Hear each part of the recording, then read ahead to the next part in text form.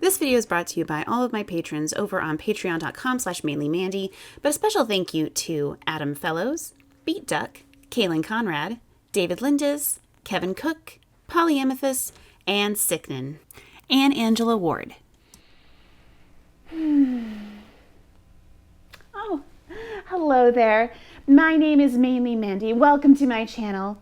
I'm so happy to tell you that I am finally fully enlightened. I always knew it would happen, of course. After all, I'm non-monogamous, and being willing to date multiple people just makes you a higher state of being. Honestly, I am better in every way since becoming polyamorous. I'm happier than ever, I don't experience jealousy anymore, and I only have the most purest form of orgasm in my butt. I'm sure you have many questions. How can I achieve this? Can I ever be as cool as you, Mainly Mandy? Why do you sound so high right now? All will be answered in due time. This video is a bit of a challenging one because there isn't exactly research to back this up, or at least not the kind of research I typically like to rely on. Like if you do a Google search for "is polyamory more enlightened," you'll get like a couple of Medium articles, some tangentially related things, a Reddit thread. Yeah, this one was a bit tough to put together. I did, of course, try to find some good sources, and you'll see those as we go through. I just wanted to warn you ahead of time that this one's a little bit more of a vibes-based video. You'll see what I mean. While I'm no longer bothered by earthly concerns, I recognize not everyone's the same way. So, gentle content warning for some disparaging language towards those who are polyamorous as well as those who aren't. There are some brief mentions of racism, transphobia, abuse, and fatphobia that I give in this video, but nothing that I get too detailed about, if that's helpful to know. It's really more the judgmental attitudes throughout that you gotta worry about. It's more of a content warning. Now, let's ascend to a higher being. I forgot to do my nails.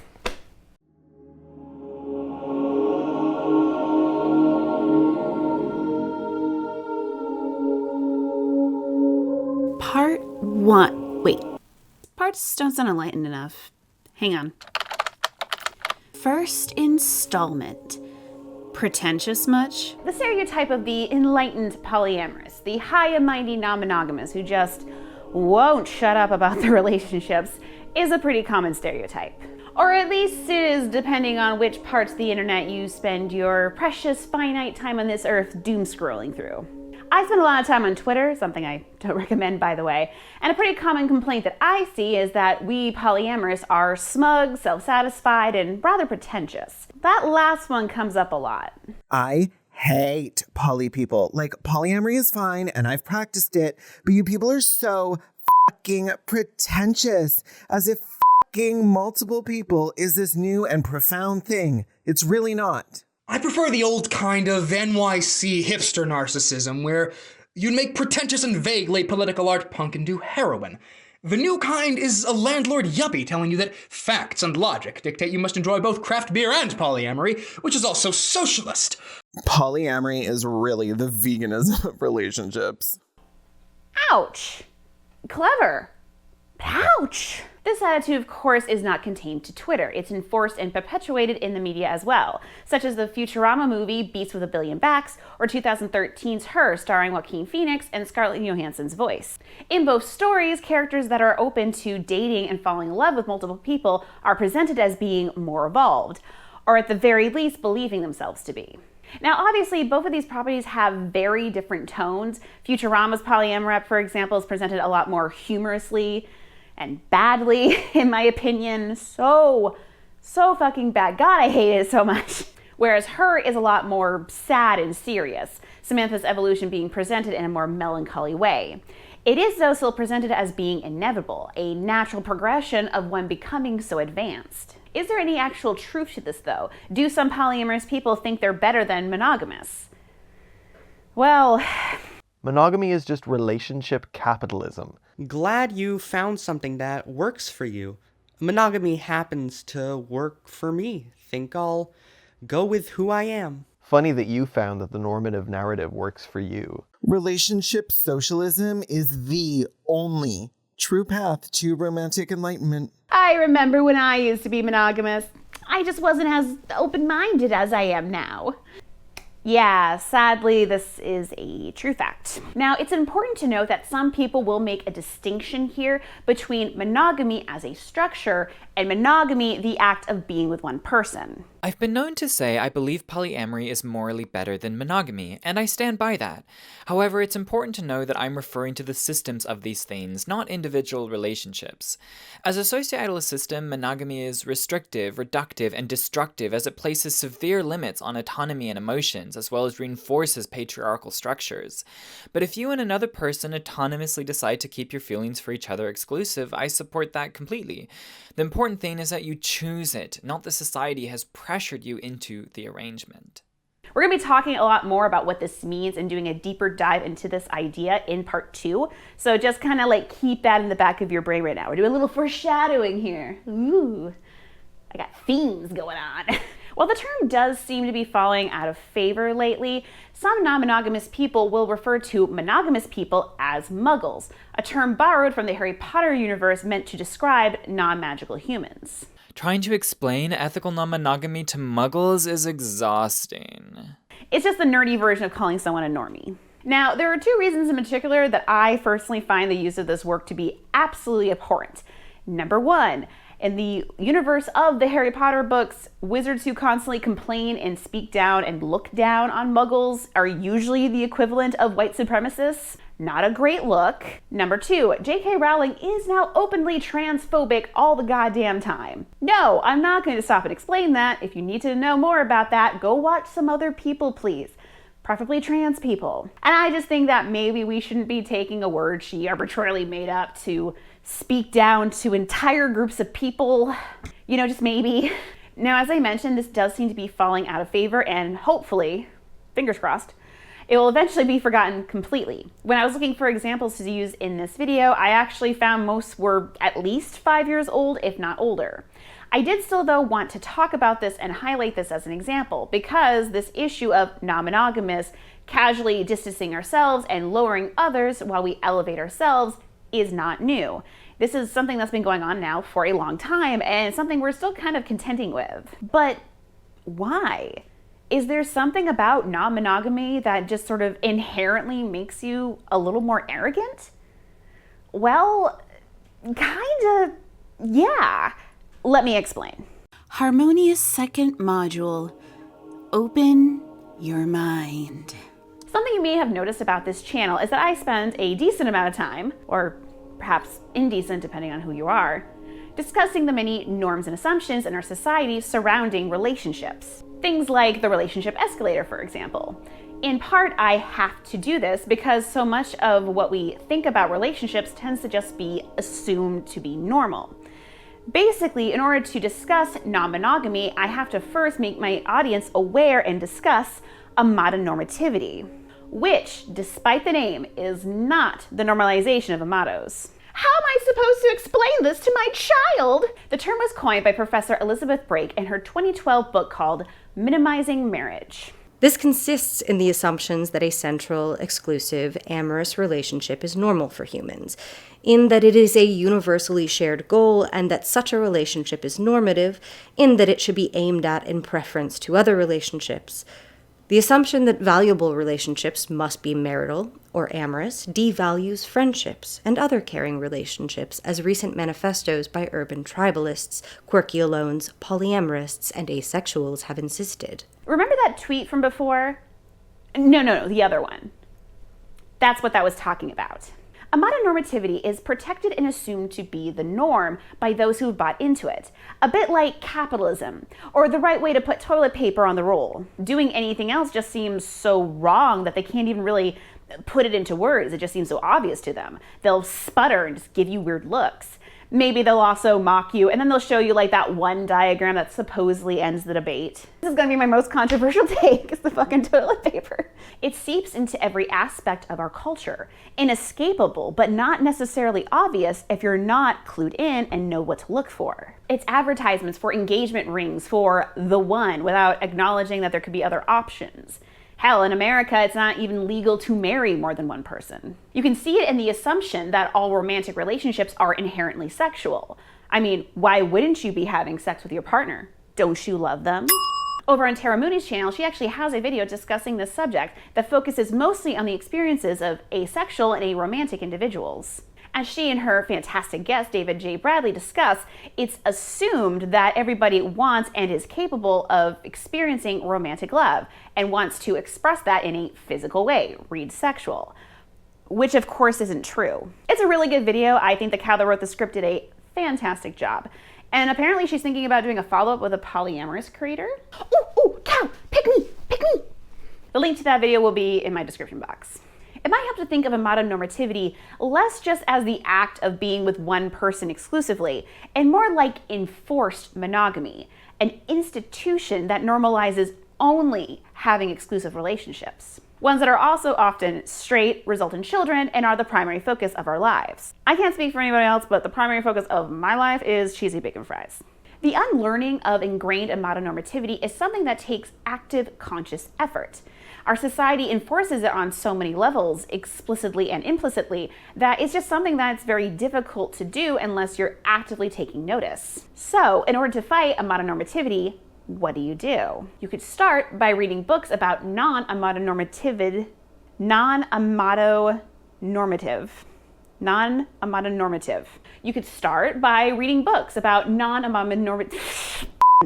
You could start by reading books about non-amatonormative lives and experiences. Or you can ask questions in relevant Facebook groups or subreddits or discords, connecting with other people who are also asking questions. You can watch video essays by sexy, purple-haired bisexuals who have pronouns in their bios. All of this leads you to more links, more resources, more people who can help to push back against the attitude and statements that you've engaged with a million times before without ever thinking about it. This process of unlearning and self-actualization resembles, at least to me, the process of radicalization, both the good kind and the bad kind. Ever notice how conspiracy theorists tend to be a little arrogant? Well, it's because in their mind, they've done the hard work, they've done the research, and they know the truth. So when they see people saying things like, the world is round, or vaccines are safe actually, they feel this kind of warm self-satisfaction. Aw, that's so cute. I used to think vaccines were safe too. But then I saw these series of talks by Andrew Wakefield. Have you heard of him? Now, of course, this line of learning is a little bit different because it involves, actively ignoring very relevant bits of information, but still an interesting comparison that I wanted to point out. Hey, psst, conspiracy theorists, you want to hear a big one that the guys up top don't want you to know about? Ever hear about capitalism and how it's bad, actually? For a lot of us, being non-monogamous involves this active unpacking, digging deep into our own psyches to untangle and unlearn these harmful norms we just sort of took for granted. There are books, journaling exercises, even entire workshops dedicated to unlearning toxic monogamy. That's a lot of work just to be able to date more than one person at the same time. Now, two things I'd like to note here, not even halfway through this video and already so many caveats. Number one, toxic monogamy is a bit like toxic masculinity or toxic femininity, which is to say that when I use it, I'm not saying that all of monogamy is inherently toxic. I'm just pointing out that there are certain norms within monogamy that tend to be toxic but accepted generally. Like the idea that if you really loved a partner, you would never find another person attractive. Stuff like that. Number two, not all non-monogamists will go through this active unpacking phase. In fact, some of them will insist that that's really unnecessary and just jump straight in. Personally, I don't think that's a great way to go about it, but that's just me. I don't control you. All I really ask is you just don't be an asshole. By the way, there are definitely monogamists out there that are also going through an active unpacking process as well, trying to be more mindful and really unlearning amatonormativity within their own lives. I'm not saying there isn't. My point is that when you literally need advice and, recommendations from other non-monogamous people just to find other non-monogamous people to date, you're probably already thinking about relationships a bit more than your average bear. Or twink. Very accepting here. As Michael Fleming put it in his article, Is Polyamory More Enlightened? If you step off the conveyor belt of societal norms, you have taken your first step towards self-awareness. The majority of monogamous people don't choose monogamy. It's just the default setting of most people's ideas of what relationships are and should be. Most don't question it with any seriousness. Most don't question any aspect of their lives. They're happy to toddle along on the conveyor belt. I'd be hard-pressed to find anyone who calls themselves polyamorous who is living an unexamined life, at least where relationships are concerned. Since becoming polyamorous 5 years ago, I can say honestly that I don't think I've ever been more invested in trying to better learn and understand how to have healthy, happy relationships. I've read multiple books on the subject of non-monogamy. I listen to polyamorous podcasts almost weekly. I've even attended conferences and other sort of discussion groups with other polyamorous people to discuss non-monogamy because I'm a giant nerd. In researching videos for this channel, I learn and grow even more. In trying to make sure that I am seeking out voices that are different from myself, I discover more amazing content creators. People like Janelle Monique of the Monogamish podcast, which speaks about non-monogamy from a queer, Black, and neurodivergent perspective. Becoming polyamorous didn't automatically make me a better person, but in trying to be the best polyamorous that I can be, really exploring what matters to me in relationships, discovering my boundaries and how best to enforce them, as well as exploring better language to express hard feelings, I really do think I have become a better person and a better partner, at least, I hope so. These developments also brought to you by therapy. But I don't think we can just chalk up this smugness to self-work and actualization. There is, I think, unfortunately, a darker aspect that we have to discuss. But before we get to that, let's go ahead and take a brief moment to do our Activism Shout Out section, or whatever I'm going to call it. You know what's really enlightened? Supporting queer and inclusive comprehensive sex education, that's what. Nailed that. Sexy Sex Ed, a workshop series that allows teenagers and people of all ages to have a safe place to discuss things like anatomy, consent, and how to engage with masturbation safely, has recently come under a lot of online harassment. This was all spearheaded by Christopher Rufo. You remember the guy who got us all worked up about critical race theory without actually understanding what it was? Yeah, it's the same guy. Apparently he's gunning for like shittiest person of the year award or something. He and his followers, as well as other right-wing talking heads, have just been completely dogpiling onto these teachers, including its founder, Tanya Turner. The abuse that Turner and her associates are facing right now is completely indefensible.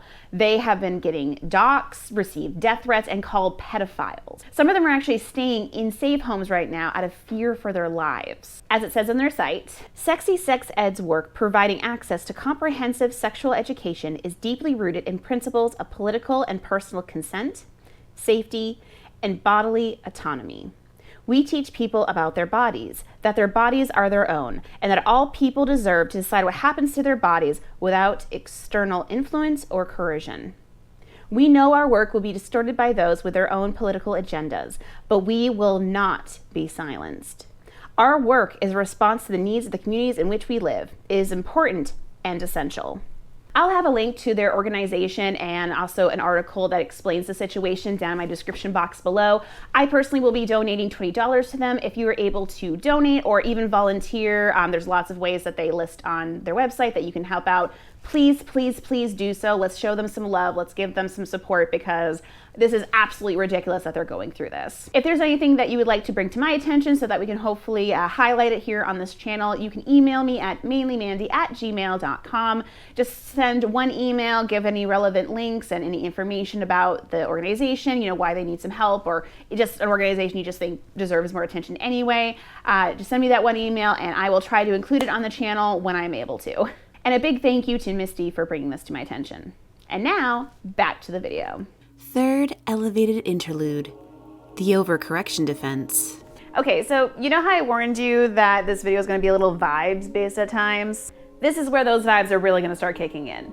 I worked on the script for this video at the same time that I worked on another script for next month, which is about being child-free. Something that Amy Blackstone notes in her book, Child Free by Choice, is that sometimes child-free individuals will have this really self-righteous attitude. They'll even casually adopt harmful, just downright shitty rhetoric to look down their noses at anyone who has children. While I personally don't endorse the name-calling, I think I understand where at least some of the vitriol, a sometimes equally hostile treatment of the child-free choice and those who make it, comes from, and why using it might feel cathartic at times.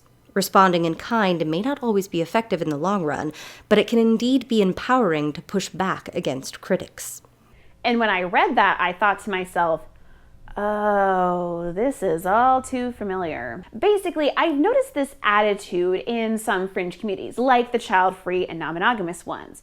It's this kind of defensiveness that gets turned up so much that it starts to resemble more of an offensive measure. Now, I don't know if there's an actual name for this phenomenon or not, but for the purposes of this video, I've been calling it the overcorrection defense. I also just like to note that I'm not like a linguistic major or anything, and I'm probably not very good at naming stuff, so like if this workshopping doesn't go well, just tell me in the comments what you think it should be called. The overcorrection defense comes from a place of hurt, of feeling belittled and dismissed, ignored. For polyamorous people, it comes from having been told over and over again that we just don't like commitment or sluts. For child-free people, it comes from having been told over and over again that we're immature and just haven't met the right person yet. And if you're both like me, I guess you're an immature slut. And if you'd like to support this immature slut, go over to patreon.com/mainlymandy. Hearing things like that can indeed be frustrating and invalidating. It can be a real source of pain. And depending which part of the community you connect with, how you deal with that pain is to take it and throw it back into the faces of the people who did it to you first. Having kids and getting married aren't accomplishments. They're actually super easy tasks. Literally anyone can do them. They are the most common ever in the history of the world. They are, by definition, average. And here's the thing. Why on earth are we settling for average? Monogamy. I guess some people just aren't secure enough in their relationships to let their partners be fully happy. This feels like someone taking all of that pain that they have and shoving it into the faces of the people who made choices that were different than themselves, regardless of whether or not those people actually judge them or not. Like they become so wrapped up in their identity that anybody who is outside of that, who isn't a part of the in-niche group, becomes an outsider and source of potential judgment. And honestly, this is all very familiar to me. I, too, have felt frustrated and invalidated, ignored and dismissed, sometimes by strangers on the internet looking to dunk on the polyamorous person in the comment section, and other times by people who supposedly were my friends. I have vented in online spaces and been met with some of the, usual platitudes and words of kindness from my peers, but also sometimes with vitriol and eye rolls and just judgment pouring back at the people who made me feel that way. And I'm not gonna lie, it kind of did appeal to some of my darker tendencies. It was enticing in this way that even now still feels kind of good. And I'll admit there have been times while in this place of frustration that I have expressed myself in regrettable ways. I think it's a very human thing to prefer feeling superior to feeling shamed. To comfort yourself with the knowledge that you are actually an advocate for an enlightened and more open way of life, rather than being reduced to something small and weak in the eyes of others. Especially considering that as polyamory gets more visibility, it also opens us up to more scrutiny. The claim that a lifetime littered with miscellaneous sexual partners is equally as advantageous for the individual, family, and society as monogamous marriage is ludicrous. Far from being anti-capitalist, polyamory is rooted in the same relentless pursuit of pleasure that reduces us to consumers in every facet of life. Monogamy, with its emphasis on the boring work of compromise and coalition, starts to look like the more radical option. Really? Now, I want to make it clear, I'm not saying that I actually think this anger is bad, far from it. There are many times in history in which those who have used this anger resulting from being othered has been weaponized into a force of good, creating lasting, important change. Looking at you, queer community. Boo, boo, boo, boo. But in this specific case, the anger kind of feels a bit juvenile. I am rubber and you are glue, and whatever you say bounces off me and sticks to you. asshole. There are definitely non-monogamous people who take that frustration and channel it into direct activism, creating education, or edutainment in my case. I don't know why I'm going finger guns a lot this time. I think it's the blazer. The blazer made me do it. To help increase understanding and acceptance in others. But there are people, like the ones we're talking about right now, who would much rather roll their eyes and be snarky to anyone who decides to get married. People who don't want others to be able to choose the relationships that work best for them, but really just want to have enforced non-monogamy. I just don't see how helpful that is. I think we're now at the point of this video where we can address the real question, the one we've been circling ever closer to, like a tick that's been put in a toilet and is getting ever closer to that drain as it gets flushed down. Put simply, the question is polyamory better than monogamy? It, par 4. Well, is it though? Okay, but what does better mean? I know, I'm not a philosopher of any caliber, certainly no Abigail Thorne here. And believe it or not, I'm really not trying to be a troll here. I truly believe that if we're going to discuss whether or not non-monogamy is inherently better than monogamy, and ergo makes non-monogamous better overall, then we have to have some idea of what better means for us. You can't know if something is better if you don't even have a standard for what better even means. So let's look at this from a few angles. First, politically. Now, I'm going to be a little bit biased here and just go ahead and say that I find left-leaning politics to typically be the best ones, because I am correct. So, where do non-monogamous political leanings typically lie? Now, I imagine most people watching this would assume that polyamorous people would have more progressive values overall. But the research was surprisingly mixed. Friend of the channel, Abby of Political Psych with Abby, actually did a video talking about the sexual proclivities of certain people with different political leanings. She even has sections talking specifically about polyamorous and swingers. According to Abby and her sources, there just wasn't a typical political leaning for those people. And yeah, backing up Abby on this was definitely something that I noticed too. Like, it really depended on your source about what political affiliation they tend to have.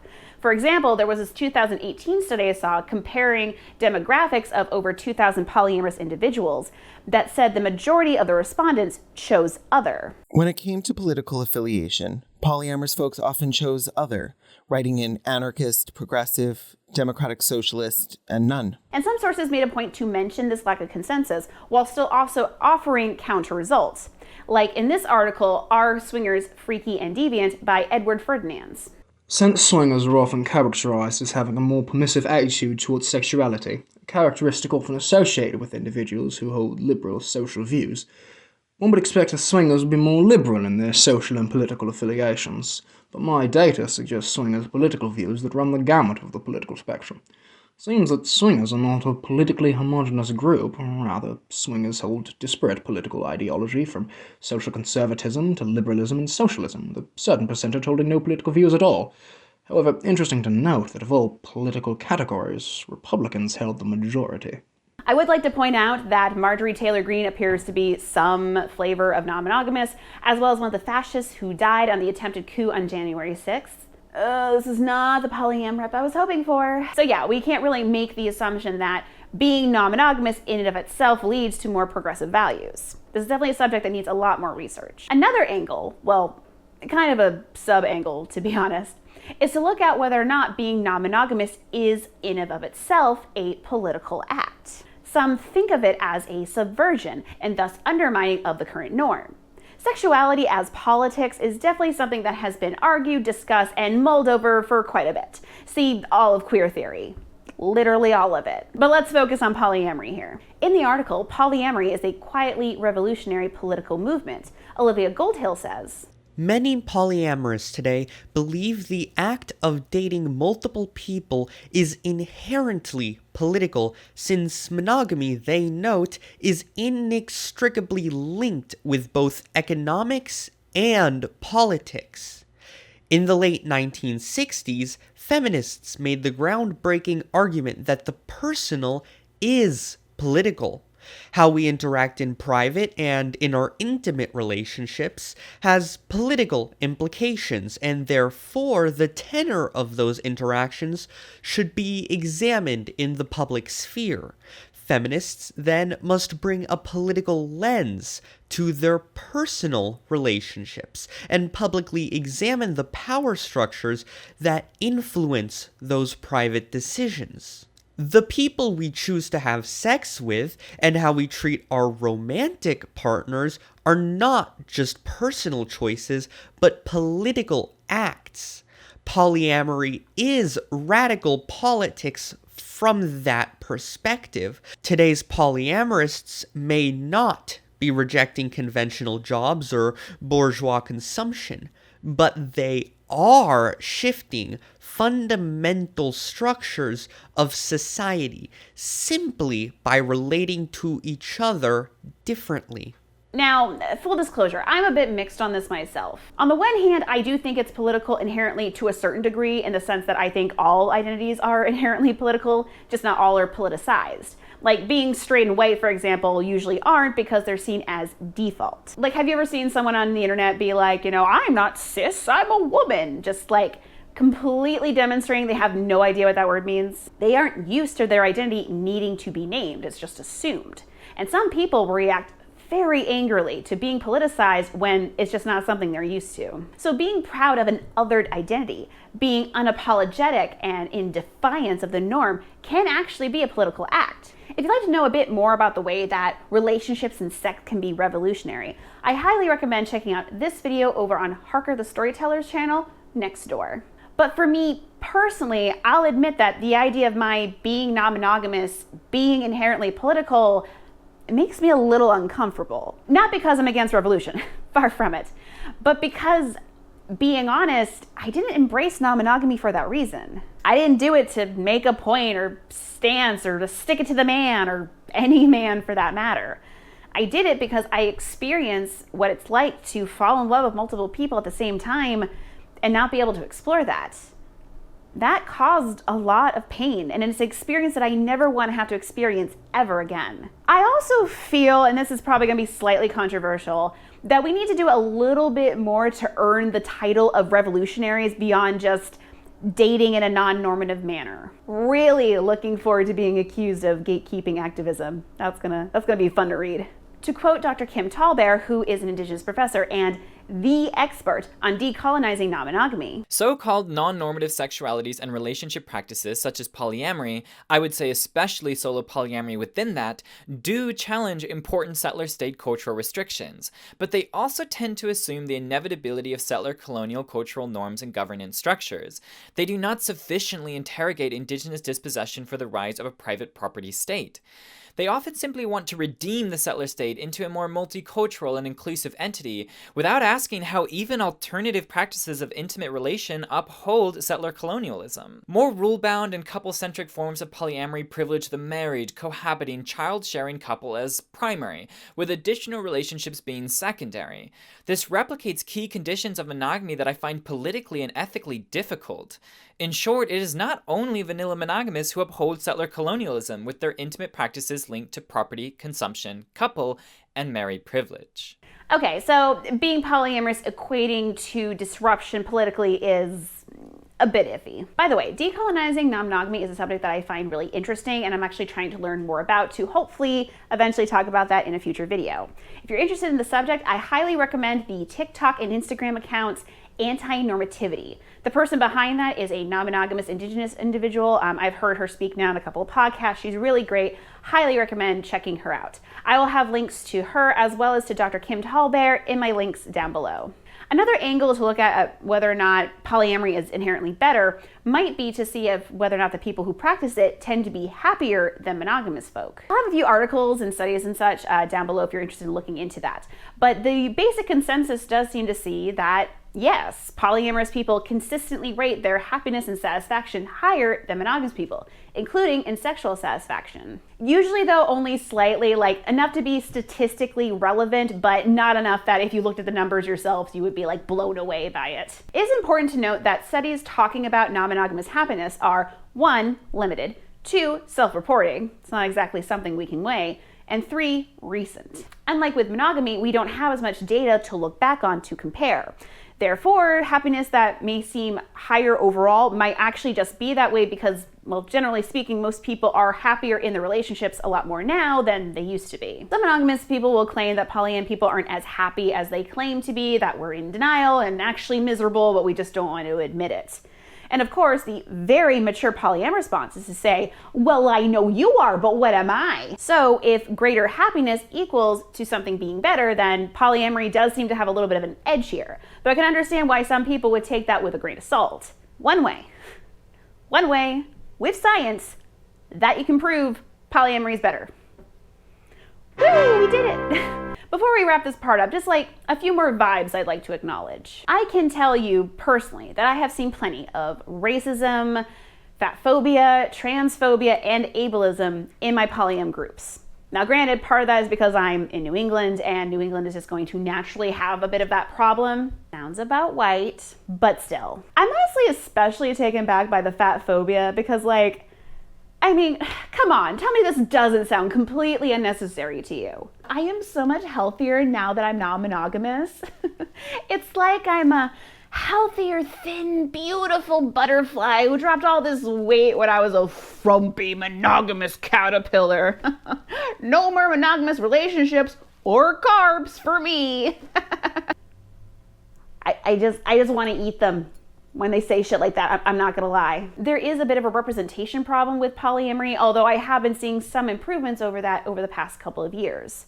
There are also still a lot of people who are defending unicorn hunting and OPPs, among other iffy moral practices.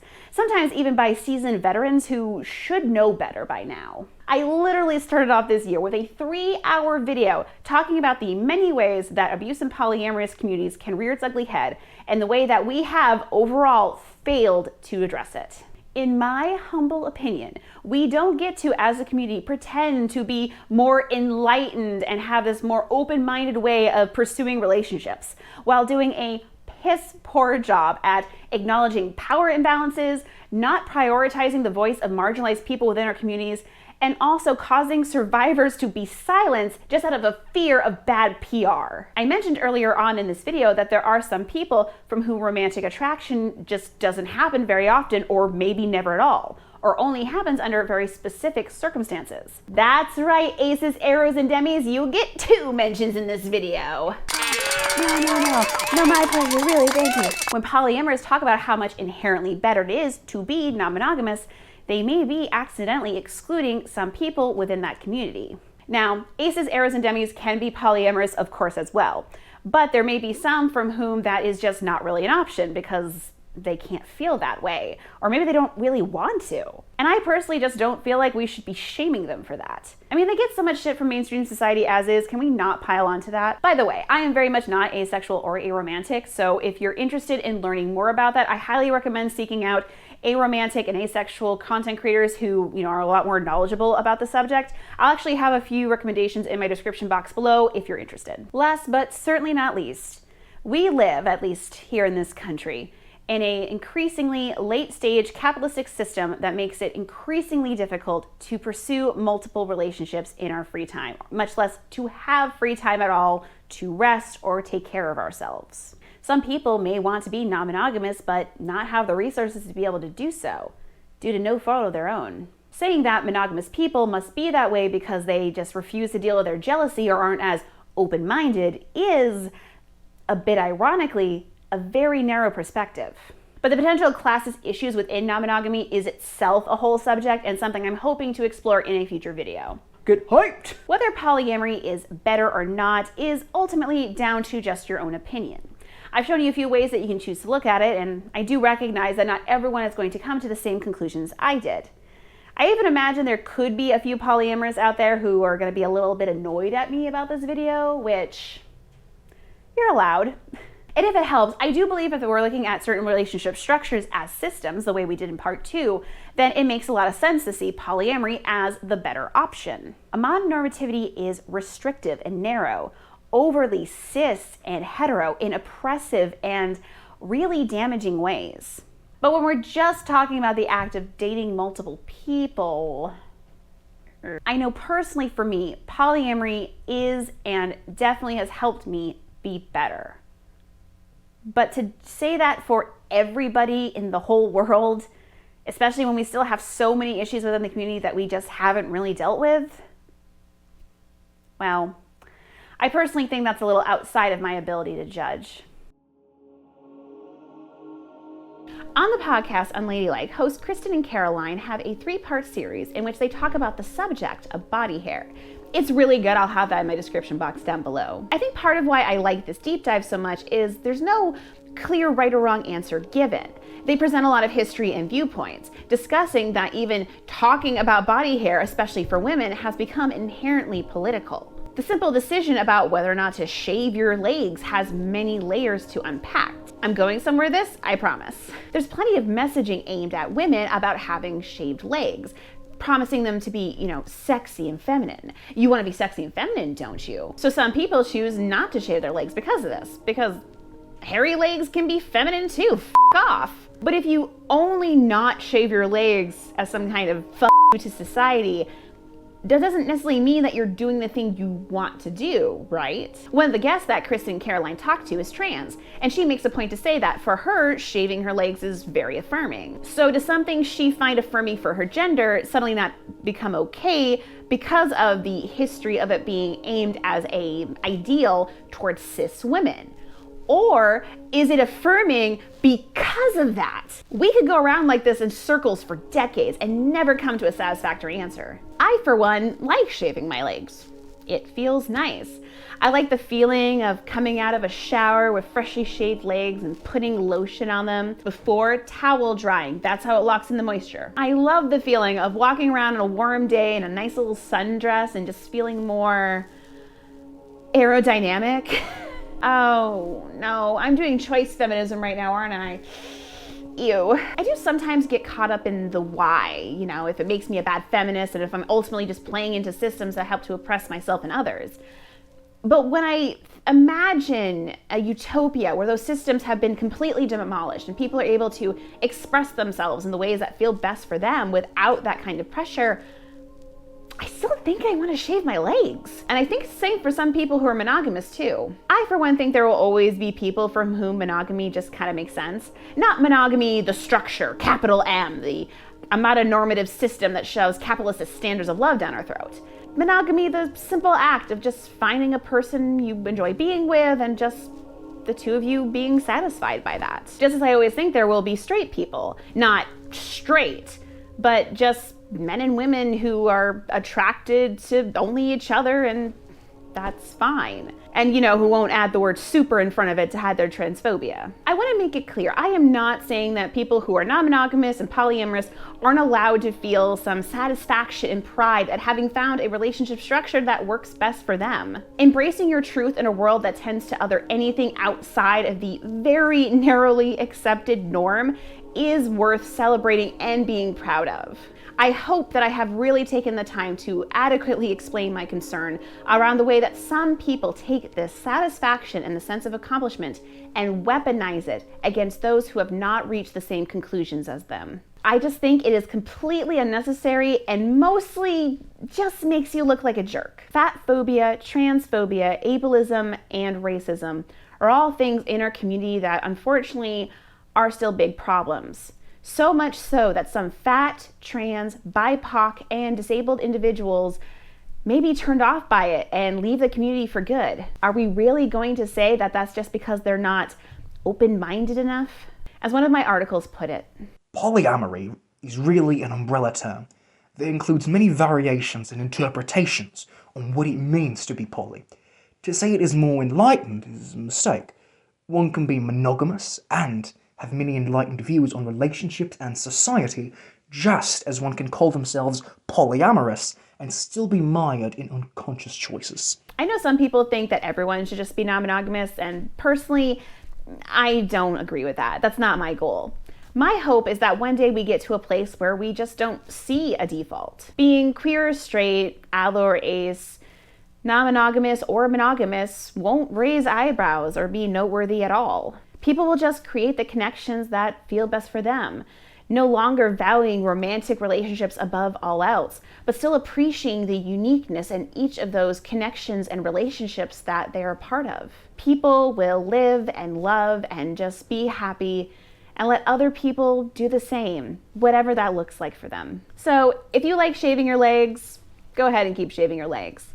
And if you're monogamous, that's okay too. I hope that you are pushing back against the norms that you grew up with, that you're working to fight back and dismantle the systems that create such narrow, acceptable norms of behavior, and that you're also showing appreciation for the people in your life who aren't your romantic partner. If you're doing all of that, then congratulations. You're as enlightened as me. I'm a good person. Yes, it's true. I'm a good person. Better than you. I'm a good person, can't you see? Doctors Without Borders don't have shit on me. I'm a good person all over the place. I come my good right in to your face. Everybody says I'm one good-ass chick. And if you don't think so, you can lick my boobs, which again, are filled with good. Didn't you know that I'm a good person? I'm pure angel through and through. Doesn't it show that I'm a good person? So much gooder than you and you and you and you and you. I'm a good person. That's my thing.